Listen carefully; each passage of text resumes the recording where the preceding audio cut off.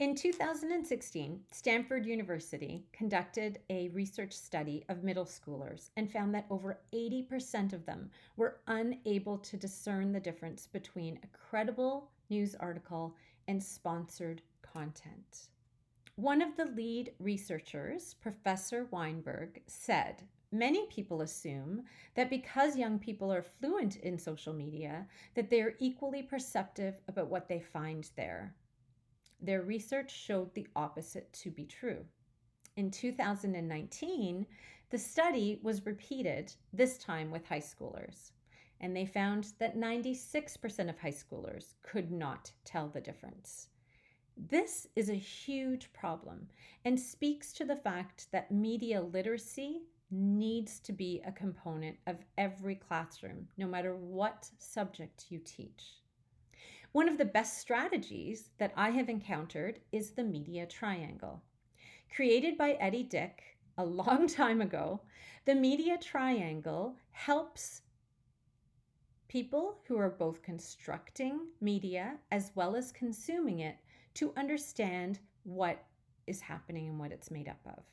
The triangle itself consists of a media text, audience, as well as production. When it comes to that media text, whether a student in your class is creating a poster or a film or a Flipgrid post, they have to understand that media is constructed, that they need to create in such a way that they are making decisions about the creation. So too, when they are consuming media, they need to recognize that the person who created the media text they're consuming made specific decisions. They constructed the media text.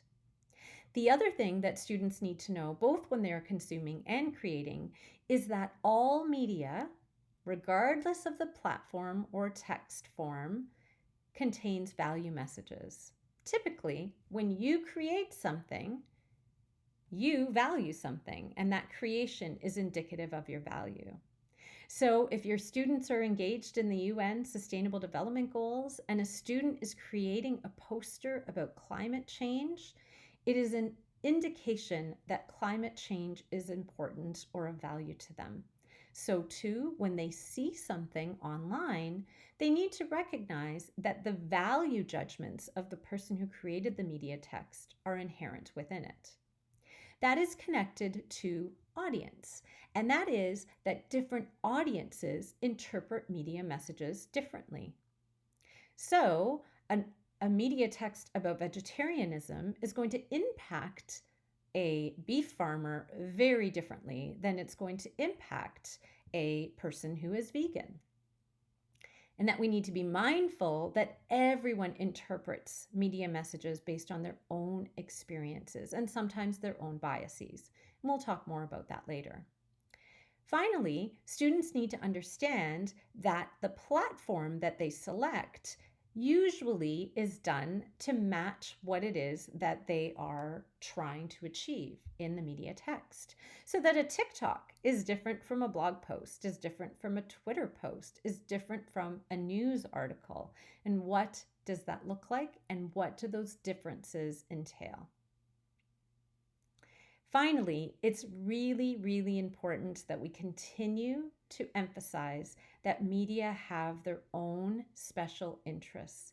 And usually those special interests are monetary because they will get money.